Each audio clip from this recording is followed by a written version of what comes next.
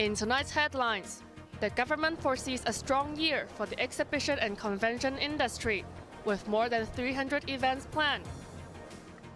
Tens of thousands of Hong Kong retirees living in Guangdong can soon spend their healthcare vouchers across the province. Oppenheimer. And Oppenheimer wins big at the BAFTAs with 7 awards, including Best Film.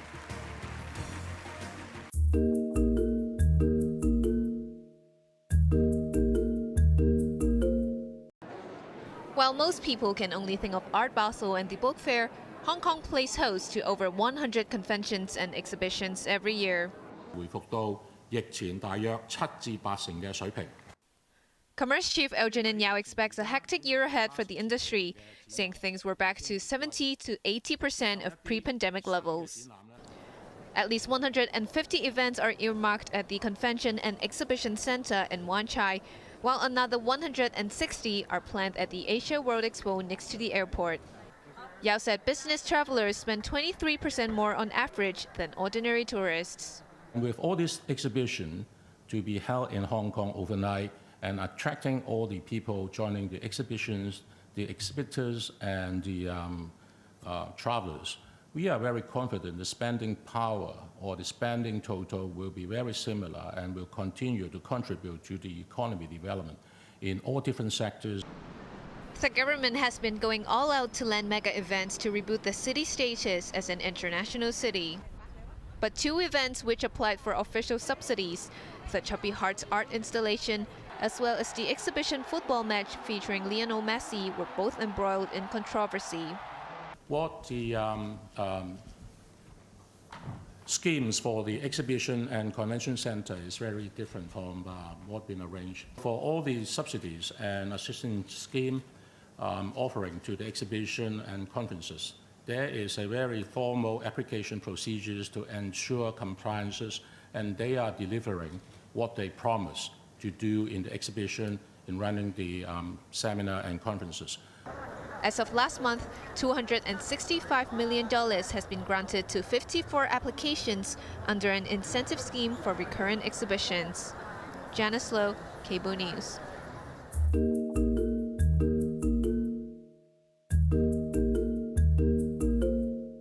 Hong Kong senior citizens living in Guangdong province would soon be allowed to use their healthcare vouchers at more institutions. The scheme was first expanded across the border in 2015, but remains limited to a Shenzhen hospital run by the University of Hong Kong and an affiliated clinic. From the third quarter of this year, the list will grow substantially to cover institutions across the Greater Bay Area. They include 2 dental clinics in Shenzhen, CKJ Stomatological Hospital in Luohu, and Dental Bauhinia Center in Futian. Voucher users can also seek subsidized consultations at 5 other hospitals in Shenzhen, Dongguan, Guangzhou, Nansha, and Zhongshan. The initiative was first announced in last year's policy address and is expected to benefit 88,000 elderly Hong Kongers living in the Greater Bay Area. We are not driving our elderly to use the elderly healthcare voucher in the Greater Bay Area or across the border in Shenzhen. Our whole purpose is to help them, to facilitate them, to give them a choice so that they have better healthcare if they decide to live in the Greater Bay Area. Low added the newly added medical institutions were shortlisted after a careful screening process. I must emphasize that with my personal experience with the mainland healthcare service, the control by the Health Commission of the various cities and also by the provincial Health Commission is very straight and serious. And there are ways for complaints if in case the patient feels that there is some service which is not up to their expectation. Low expects the vouchers, currently set at 2,000 Hong Kong dollars each year per recipient, will be of better value on the mainland as services are generally cheaper. Eligible institutions are also banned from charging higher rates when accepting the vouchers. Maisie Mock, Cable News.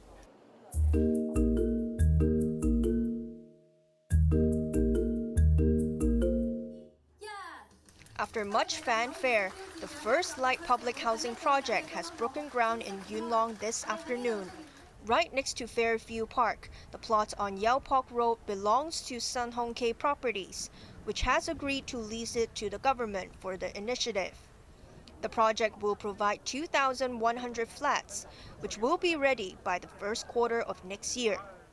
The units range from 140 to 270 square feet, with monthly rents between $740 and $1,420.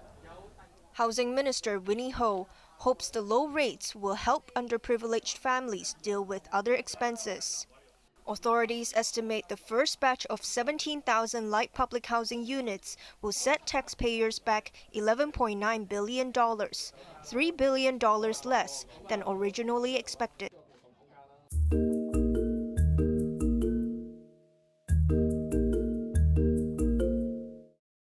Two young girls, aged 2 and 4, were left in serious condition last year after accidentally eating cannabidol-infused gummies at home.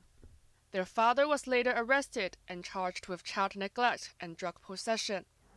The 26-year-old construction worker was convicted earlier this month and sentenced to 8 months in jail at Tuen Mun Magistracy today. Magistrate Raymond Wong slammed the defendant, saying his recklessness could have caused lifelong damage to his children. The girls were rushed to Tuen Mun Hospital last June after eating the CBD sweets stashed in their father's bedroom. The younger girl began to tremble, while her sister lost consciousness at one stage and was sent to the intensive care unit. Both girls spent 1 week in hospital and eventually recovered. They have since been under the care of their mother, who had filed for divorce before the accident. The magistrate rejected the defendant's claim that he was coerced into making a confession, saying the police statement was detailed and reliable. He sentenced the father to 8 months for each count of child neglect and 2 weeks for drug possession, although the terms are to be served concurrently. The defendant was upset with the verdict and yelled profanities from the dock. He will serve the remaining time in jail after deducting 4 months spent in custody. Janice Yu, Cable News.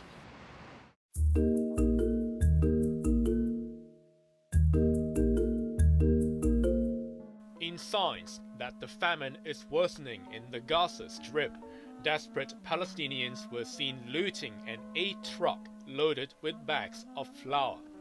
The exact location of that clip remained unknown, but the situation is becoming more and more volatile at the border crossing in Rafah, where the trucks came in from Egypt. As people charged towards another truck filled with supplies, gunshots were heard in the distance. A local security official said one person was killed. The misery of refugees were compounded by Israeli airstrikes overnight at the southern city. 6 people were killed. As ceasefire negotiations seem to have stalled, Brazilian President Lula da Silva has compared the Israeli offensive to the extermination of Jews by Nazi Germany. Lula's remarks at the African Union summit in Ethiopia drew a sharp rebuke. Today, the president of Brazil, by comparing Israel's war in Gaza against Hamas, a genocidal terrorist organization, to the Holocaust, President Silva has disgraced the memory of 6 million Jews murdered by the Nazis, and he's demonized the Jewish state like the most virulent anti-Semite. He should be ashamed of himself. This was not the first time his nation is facing such allegations. The International Court of Justice ruled last month that South Africa can proceed with its case of genocide against Israel. Raymond Yang, Cable News.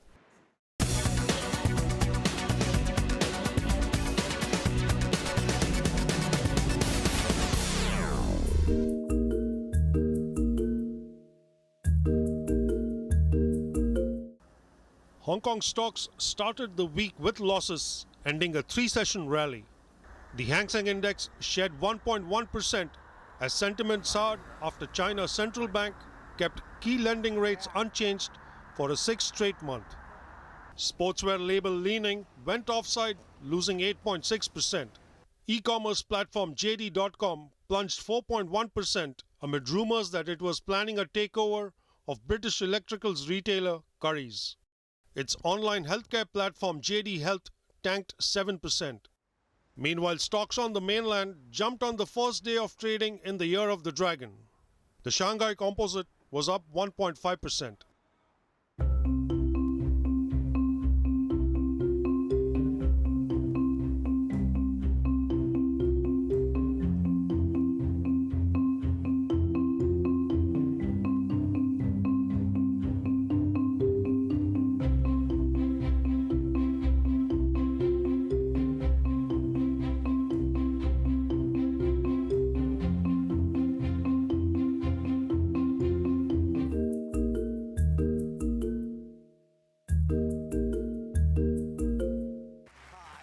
It was the biggest movie outing in the UK when London hosted the annual British Academy Film Awards, better known as BAFTAs, at the Royal Festival Hall. In the European prelude to the Oscars, mega hit Oppenheimer was tipped to win big, and it did not disappoint. The third highest grossing movie of last year, with over $960 million in box office collections, swept the field, scoring 7 wins, including Best Original Score, Cinematography, and Editing. Cillian Murphy for Oppenheimer. Playing the title character of J. Robert Oppenheimer, Cillian Murphy became the first Irish star to win the BAFTA for Best Actor. Christopher Nolan, Oppenheimer. Born in the UK, Oppenheimer director Christopher Nolan could finally take home his first BAFTA trophy after 8 previous nominations. Robert Downey Jr. won Best Supporting Actor for his role in Oppenheimer. This was his second BAFTA, having won his first 31 years ago. And the BAFTA goes to, oh, I can read it, Oppenheimer. And not surprisingly, the atomic bomb epic took home the Best Film Award. Thank you so much to BAFTA. This is an incredible honor, and as Chris said, this is a homecoming for us. Astonishingly, Barbie, which was riding shotgun with Oppenheimer at the box office, left BAFTAs empty-handed. Emma Stone, Poor Things. It was also a successful night for Emma Stone, who was named Best Actress for her performance in Poor Things. I just want to start by thanking our dialect coach, Neil Swain, because I was playing a British person in this movie, and he did not laugh at me when he taught me how to say water, even though, as an American, I say it like water. That means a lot, so thank you, England, for accepting me. Janice Lowe, Cable News.